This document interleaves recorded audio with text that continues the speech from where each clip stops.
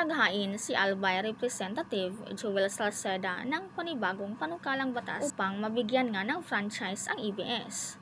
Matatandaang mahigit 3 taon matapos mawala ng operasyon ang network mula 2020. Iginiit ni Salceda na ang ABS-CBN ay walang nilabag na ownership restrictions at wala ring nakapending na obligasyon sa buwis batay sa mga ulat mula sa Securities and Exchange Commission at BIR. Naniwala ang mga mambabatas na mahalagang maibalik ang operasyon ng ABS-CBN upang mas mapalawak ang akses ng publiko sa impormasyon, lalo na sa mga remote na lugar sa bansa.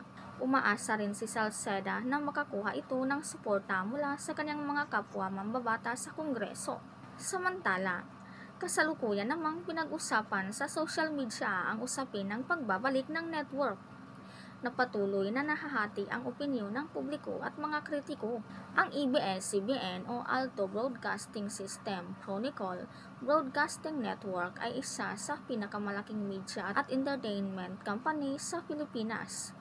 Itinatag ito noong 1946 at kilala bilang kauna-unahang commercial television network sa Asya. Matatandaang marami ang nadurog ang puso sa viral post ng dating ABS-CBN employee na si John Robert Portentado. Pumanaw ang misis ni Portentado at sinundan naman ito ng pagkawala ng kanyang trabaho sa ABS dahil sa hindi na mai-renew ang prangkisa.